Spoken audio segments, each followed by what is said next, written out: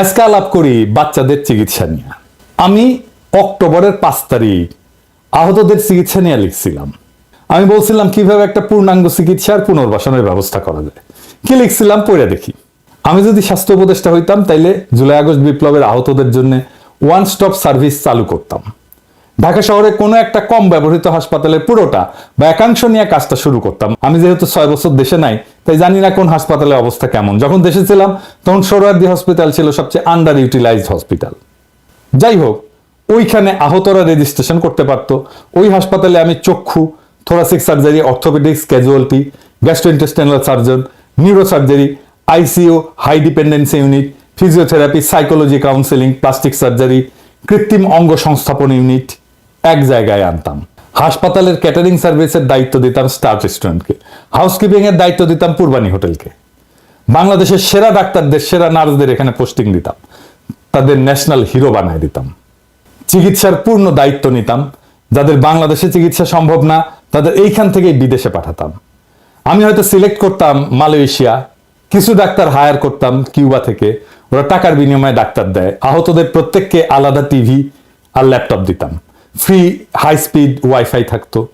আশেপাশে বাসা ভাড়া নিতাম, সেখানে গেস্ট হাউস বানাতাম আহতদের পরিবারের জন্য। আহতদের পরিবারের 2 জন সদস্যের জন্য চিকিৎসা চলাকালীন সময় থাকা আর খাওয়া ফ্রি।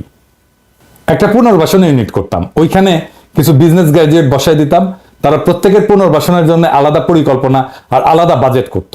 এই বাজেটের জন্য আমি প্রফেসর ইউনুসের পিছে লাইগা নাই থাইকা বাংলাদেশের বিজনেস টাইকুনদের ধরে কইতাম এরে পুনর্বাসিত করার টাকা দেন। বিজনেস টাইকুন আগে আমারে 2 বার সালাম দিত, তারপর কইতো যথা আজ্ঞা জনাব। এক একজন আহত চিকিৎসা সম্পূর্ণ করে ফিরে যাবে, তাদের নিয়ে পত্রিকা আলাদা স্টোরি করতাম। বলে দিলাম, এখন দেখেন আপনারা যা ভালো মনে করেন। তো এটা দেখে স্বাস্থ্য উপদেষ্টা ডিজিএলকে বললেন পিনাকির সাথে কথা বলো, প্ল্যানিংটা ফাইনাল করো। ওই সময় ডিজিএল ছিল আমার ঘনিষ্ঠ বন্ধু, ক্লাসমেট সুমন নাজমুল। সো আমারে ফোন দিল। মুশকিল হচ্ছে যারা যখন কোনো দায়িত্ব পালন করে তারা তার কাজকে জাস্টিফাই করে এবং সে বলার চেষ্টা করে তুমি যেটা বলছো আমরা সেটাই করছি। তো আমরা বললো যে সুমন আমারে বললো যে দোস্ত চিকিৎসা হচ্ছে সবার এক এক হাসপাতালে, সবাই চিকিৎসা পাচ্ছে। আমি বললাম তাইলে কেন এত অভিযোগ? তো আমার বন্ধু যা বলছিল ওই একই ধরনের কথা আমি হাসনাত আব্দুল্লাহ শেয়ার করা পোস্টে দেখলাম আজকে। সেটা হচ্ছে এই আহতদের কেউ কেউ ছাত্রলীগের বিপ্লবী পোলাপান হাতে মাইর খেয়ে এখন বিপ্লবী সাচ্ছে, এদের সাথে ছাত্রলীগের যোগাযোগ আছে। তাইলে হাসনাত একটা কথা বলি, মানে ক্ষুদ্র ভ্রাতা, আহতদের যে লিস্ট করা হয়েছিল, করার কথা প্রথম থেকে বলতেছি, সেটা ঠিক মতো হয়েছে?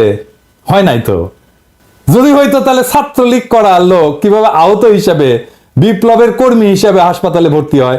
ছাত্রলীগকে আমরা চিকিৎসা দেবো না তা না, চিকিৎসা দেবো, কিন্তু বিপ্লবের কর্মী যে অ্যাটেনশন পাবে, যে সাপোর্ট পাবে, সেটা তো ছাত্রলীগের কর্মী পাবে না।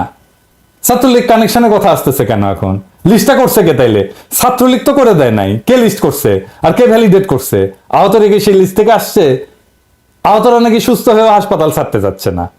তো এই যে প্রবলেম, এই প্রবলেমটা সলভ হয়ে যেত আমার পরিকল্পনায়। কিভাবে? আসেন আর একটু বিস্তারিত আলাপ করি। আমাদের দায়িত্ব কি শুধু সুস্থ করে দেওয়া আহতদের? না, এরা ডাক্তারি টার্মে সুস্থ হইলেও বাসায় যেতে চাচ্ছে না। আমি সেই 1990 সালে মাইর খেয়েছিলাম, জানেন বোধহয়। পুলিশের আর জাতীয় পার্টির ভাঙা পায়ের চিকিৎসা হয় না ঠিক মতো। এক পা আর এক পা থেকে ছোট, কিন্তু আমার বেশি হাঁটলে এখনো কোমরের ব্যথায় ঘুমাইতে পারি না রাত্রে।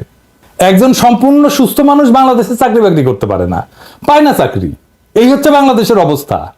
তো একজন আহত, পঙ্গু, কেউ চোখে দেখে না, সে কিভাবে ভরসা পাবে যে সে তার জীবন চালাইতে পারবে? যাই হোক, আমি আমার বন্ধুরে বুঝাইতে পারি নাই যে কেন এটা ওয়ান স্টপ সার্ভিসেই করতে হবে, কেন আলাদা আলাদা হাসপাতাল চিকিৎসা দিয়ে কাজ হবে না। আমার টাইম তখন রাত 10টা। ওরা বললাম তুমি ঘুমাও, আমি পুরো রেশনাল বা যৌক্তিকতা তোমার একটা রাইট আপ করে দিচ্ছি, তুমি কালকে সকালে তোমার প্রপোজালের রেশনাল হিসেবে এটা অবিকল তুলে দিতে পারবা। আমি সারা রাত জেগে লিখলাম, সকালে পাঠাইলাম কেন এটা ওয়ান স্টপ সার্ভিসে, এই হাসপাতালের চিকিৎসাটা ওয়ান স্টপ সার্ভিস করে আমি যেভাবে বলছি সেভাবে করা দরকার। এরপরে তো সে ট্রান্সফার হয়ে গেল, পরে ডিজির সাথেও কথা বলছি, উনি জানেন না সব। আমারে নুরজান আপা ফোন দিছিলেন যে এই এপিসোডটা হওয়ার পরে আর কি, উনি বলতেছেন যে তোমার ভিডিওতে যে বললা আমি গাড়ি চাপা দিছি আহতদেরকে, এটা তো তুমি ভুল বলছো, আমরা তুমি একটা জিজ্ঞেস করবা না? আমি তো তোমার সেই পরিকল্পনা অনুযায়ী আমরা আলাদা করে চিকিৎসার উদ্যোগ নিচ্ছি। আমি কইলাম আপা আল্লাহর ওয়াস্তে আমার সাথে কেউ কিছু বলে নাই, কেউ জিগায় নাই। আমি নতুন ডিজিটে জিগাইছিলাম, উনিও কিছু বলতে পারলেন না। এটা প্রসঙ্গত বইলে রাখি, স্বাস্থ্য উপদেষ্টা নূরজাহান আপা আমার অত্যন্ত শ্রদ্ধাভাজন ব্যক্তি। আমি যখন গ্রামীণ ব্যাংকে কাজ শুরু করি, উনি তখন ট্রেনিং ডিপার্টমেন্টের চিফ। ওনার তত্ত্বাবধানেই আমার গ্রামীণ ব্যাংকের ট্রেনিং হয়। মানে গ্রামীণ ব্যাংকে যারা কাজ করে, মানে আমার কিন্তু গ্রামীণ ব্যাংকের ওই ম্যানেজারের ট্রেনিং আছে। খুবই স্নেহশীলা মহিলা, উনি খুবই স্নেহ করেন আমারে। এটা আবার আর এক সমস্যা, আপারে সেদিন কইলাম যে আমি যে বুড়া হয়ে গেছি এটা ওনার মনে থাকে না।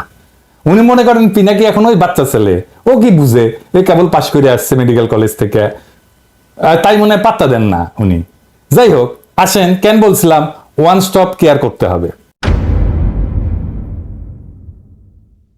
যে কোনো সমাজের ইতিহাস দ্বন্দ্ব আর সংঘাতের মধ্যে দিয়ে অগ্রসর হয়। রক্তপাত ছাড়া ইতিহাস আগায় না, হয় সেটা গৃহযুদ্ধ অথবা শুধু যুদ্ধ। কিছু কিছু বাইঞ্চতের আবির্ভাব হয়েছে, আমি আর দেখাইলাম না ইদানিং, যারা রক্তপাত শুনলে মূর্ছা যায়, আবার রাজনৈতিক সংগ্রামের নেতাও হইতে চায়, হ্যাঁ দেশেরও নেতা হইতে চায়। মানে এদের কথা শুনলে না গা চিরবির চিরবির করে ওঠে। এটা গেলে আমার কথা না, মানে হেগেলের কথা, মানে গা চিরবির করার কথা না আর কি। এই যে দ্বন্দ্ব সংঘাতের মধ্যে দিয়া একটা দেশের ইতিহাস অগ্রসর হয়। হেগেল একজন বিখ্যাত জার্মান দার্শনিক, উনি এটা বলছেন যে সংগ্রাম সংঘাতের মাধ্যমে রাষ্ট্র এবং সমাজের অগ্রগতি ঘটে এবং প্রত্যেক সংগ্রাম মানুষের স্বাধীনতার পরিসর বৃদ্ধি করে। রাজনৈতিক সংগ্রামে আহতদের সম্মান জানায় রাষ্ট্র তাদের ইতিহাসের গুরুত্বপূর্ণ চরিত্র হিসেবে স্বীকৃতি দেয়, যা ভবিষ্যৎ প্রজন্মকে আবারও এই একই ইতিহাস গঠনে অংশগ্রহণ করতে উদ্বুদ্ধ করে। সেই জন্যই আহতদের এত দাম, সব সমাজে এত রেসপেক্ট করে। ইতিহাস সাক্ষ্য দেয় যে যে সমাজ তাদের বীর এবং আহত যোদ্ধাদের সম্মান জানায়, সেই সমাজের ভবিষ্যৎ প্রজন্ম সমাজ এবং রাজনৈতিক আন্দোলনে উদ্বুদ্ধ হয়। আপনি দেখেন ওই যে হান্নান বলছিল না যে তরুণ সমাজ আর আসবে না, এই যে দেখেন শুনেন। আর হচ্ছে এই অভ্যুত্থানটা যদি ব্যর্থ হয়, এই যে আমি যে রক্তটা ঝরাইছি এই রক্তের হিসাবটা আমি নিব। এই অভ্যুত্থান যাদের কারণে ব্যর্থ হবে তাদের প্রত্যেকের মুখোশ খুলে দিব স্পষ্টত। এবং হচ্ছে এরপরে একই সাথে বলে যাবো যে হচ্ছে বাংলাদেশের ভবিষ্যতে যেন কোনো তরুণ প্রজন্ম আর কোনো যেন হচ্ছে কখনো যেন রাস্তায় না নামে। এটাই হবে ইয়াতে 90-এর গণ অভ্যুত্থানে নূর হোসেনের রক্তের সাথে প্রতারণা করেছে, এরা প্রতারণা করে আজকে বাংলাদেশকে 24-এ এনে এখানে নিয়ে এসেছে। এখন 2000 মানুষ জীবন দেওয়ার পরে আজকে এখনো দেখা যাচ্ছে যে হচ্ছে এই দেশ নিয়ে তাদের কোনো ভাবনা নেই। ভাবনা হচ্ছে ক্ষমতায় যেতে হবে, লুটপাট করতে হবে। একই জায়গায় সব সার্ভিস দিলে হাসপাতালে আহতরা একে অপরের সাথে মিশবে, সেখানে একটা মিলিত অভিজ্ঞতার পরিবেশ সৃষ্টি হবে। গুরুতর আহতরা হালকা আহতদের মানসিক এবং শারীরিকভাবে শক্তি পেতে অনুপ্রাণিত করবে, যা একটা ঐক্যের অনুভূতি গড়ে তুলবে। এমানুয়েল নেভিনাস আরেক দার্শনিক, উনি বলছিলেন যে মানব সম্পর্কগুলো নৈতিকতার ভিত্তিতে গড়ে ওঠে এবং অন্যান্যদের কষ্টকে স্বীকৃতি দিলে একটা সমন্বিত দায়িত্ববোধ তৈরি হয়। আহতরা পরস্পরকে সমর্থন করলে এই পরিকল্পনা এমন একটা সম্মিলিত নৈতিক প্রতিক্রিয়া তৈরি করত, যা শুধুমাত্র চিকিৎসার সীমা ছাড়ায় আবেগ এবং সামাজিক বন্ধনকে শক্তিশালী করত। আমি বলছিলাম ভালো খাবার দিতে হবে, পরিচ্ছন্ন একটা পরিবেশ দিতে হবে। পরিচ্ছন্ন পরিবেশ, সুশৃঙ্খল পরিবেশ, পুষ্টিকর খাদ্যের ব্যবস্থা রোগীদের মানসিক চাপ হ্রাস করত। দ্বিতীয় বিশ্বযুদ্ধের পরে যারা ফ্রন্ট লাইন থেকে আহত হয়ে আসছিল সৈনিকেরা, তাদের বিশেষ যত্নে রাখা হয়েছিল যাতে তারা মেন্টালি এবং ইমোশনালি সুস্থ থাকতে পারে। আর সুস্বাদু খাবারের কথা বলছি, সুস্বাদু খাবার দিয়ে আপনি আপ্যায়ন করবেন, এর ফলাফল আপনি দেখবেন। ভালো খাবার ছাড়া তো উৎসবই হয় না, ভালো খাবার দেখলেই মন প্রফুল্ল হয়ে যায়। আরেক দার্শনিক অ্যারিস্টটল বলতেন ইউডাইমোনিয়া মানে হচ্ছে শারীরিক এবং মানসিক স্বাস্থ্য ভালো থাকলে মানুষ তার সম্ভাবনা এবং পূর্ণতা অর্জন করতে পারে। ভালো খাবার তো ভালো পুষ্টি দেয়, মানসিক স্থিতিশীলতা নিশ্চিত করে, এইটা মানুষকে সুখ এবং পূর্ণতা দেয়। আমি সেজন্য খাবারের ব্যাপারে খুবই পার্টিকুলার। খাবার ভালো থাকতে হবে। স্টোয়িক দর্শন অনুযায়ী খাবার শুধু শরীরের জন্য না, এটা মানসিক স্থিতিশীলতা বজায় রাখার মাধ্যম। পুষ্টিকর খাবার হরমোনের নিয়ন্ত্রণ করে, যেটা আবেগ এবং আচরণে সরাসরি প্রভাব পড়ে। যেমন ধরেন সেরোটোনিন, এটাকে সুখের হরমোন বলা হয়। পুষ্টিকর খাবার থেকে যে অ্যামাইনো অ্যাসিড আছে এটা ট্রিপ্টোফ্যান থেকে তৈরি হয়। এমন খাবার দেবেন যেটাতে হাই সেরোটোনিন থাকে। এই খাবারগুলো কিন্তু এক্সপেন্সিভ। আপনি যদি বাচ্চাদের এমন খাবার দিতেন যেটাতে ভেরি হাই সেরোটোনিন, দেখতেন এরা আনন্দের সাথে থাকতো ওই জায়গাগুলো এবং তাদের রোগের দুঃখ এগুলো কমে যেত। কিতে হাই সেরোটোনিন থাকে আমি বলি, যেমন মুরগি, হাঁস, এগুলো হাই সেরোটোনিন থাকে। ডিম, আমাদের মাছে ট্রিপ্টোফ্যান থাকে না, এগুলো এই যে স্যামন মাছে থাকে, লাল মাংসে থাকে মাঝারি খুব বেশি না, মাঝারি পরিমাণে। তারপরে দুধ, পনির এগুলোতে থাকে, যেমন ধরেন আখরোট, অ্যালমন্ড, তারপর কাজু বাদাম, চিয়া সিড এগুলোতে থাকে সেরোটোনিন। তারপরে ফলমূল বা এগুলোর মধ্যে যেমন ধরেন কলা, আনারস, অ্যাভোকাডো, পালং শাক, ব্রোকলি, ডার্ক চকলেট, এগুলোতে সেরোটোনিন বেশি থাকে, এগুলোতে ট্রিপ্টোফ্যান বেশি থাকে। তো প্লেটো বলতেন যে শরীর এবং আত্মা পরস্পরের উপর নির্ভরশীল। যদি শরীর সুস্থ থাকে তাহলে আত্মাও সুস্থ থাকবে। এপিকিউরাস বলতো যে খাদ্য হচ্ছে একটা মৌলিক আনন্দ এবং এই আনন্দ সরাসরি মানসিক তৃপ্তি দেয়। ওইখানে যে ডাক্তার, নার্স, স্বাস্থ্যকর্মীরা কাজ করবে তারা হয়ে উঠবে জাতীয় বীর। কত রকম গল্প বের হইবে এই হাসপাতাল থেকে।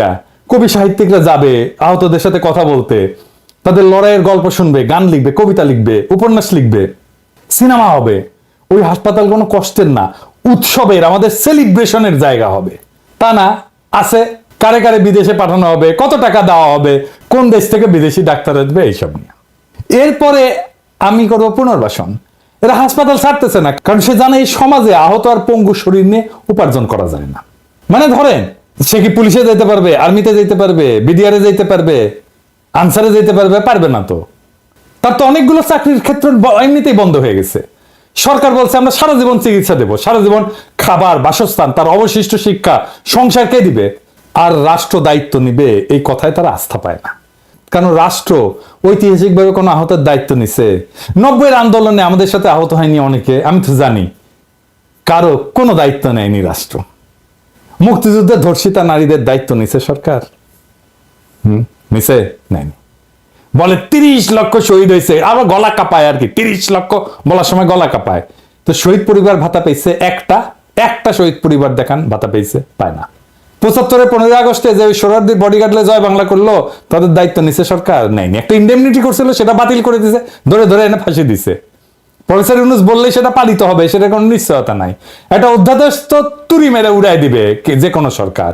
যদি আমাদের শত্রু সরকার আসে তাহলে তো উড়াই দিবে এটা। তাহলে কেন তারা শুধু সারা জীবন চিকিৎসা হবে এই আশার বাণী শুনে চুপ থাকবে? ওদের পুনর্বাসন করতে হবে ওইখান থেকে। 20,000 আহত বাচ্চা, এদের সারা জীবনের জন্য পুনর্বাসিত করতে হবে। সেই কাজটা ওই একই জায়গা থেকে হইতে হবে, কোনো সমস্যা হবে না। তাইলে বিজনেস গ্রাজুয়েটরা প্রত্যেক আহত ব্যক্তির জন্য পৃথক পরিকল্পনা তৈরি করবে। মিশেল ফুকোর একটা কথা ছিল, Notion of power and discourse. রাষ্ট্র আহতদের ঘিরে একটা ন্যারেটিভ তৈরি করতো, ন্যাশনাল ন্যারেটিভ, যা সমাজের মূল্যবোধকে প্রভাবিত করবে এবং সাধারণ মানুষকে বীরত্বের পথে উদ্বুদ্ধ করবে। সেটা না কইরা কি করতেছে? মাথার মধ্যে কোনো চিন্তা নাই, দুর্বল চিন্তার মানুষ। বুড়া খাটাস তো মাথায় কোনো আইডিয়া আসে না। এই কাজে টাকা লাগতো না, আমি বলছিলাম টাকা তুলে দেব, জনগণের জন্য টাকা দিতে প্রস্তুত। প্রফেসর ইউনূস নিজে নিজে বলতেন সব কাজে টাকা লাগে না, কোথাও কোথাও উদ্যোগ লাগে। যেমন উনি উদাহরণ দিতেন, এটা খোলা মাঠে আঁকবো না, এটা বাস্তবায়নের জন্য তো টাকা লাগে না, লাগে উদ্যোগ। ওনার আশেপাশে উদ্যোগী, উদ্যমী, বুদ্ধিমান, ক্রিয়েটিভ, সৃজনশীল মানুষ নাই। যারা আছে তারা চিন্তাতে সক্ষম না। এই ধ্বজভঙ্গ উপদেষ্টা পরিষদ ভেঙে দিতে হবে, দক্ষ উদ্যমী লোকদের দায়িত্ব দিতে হবে।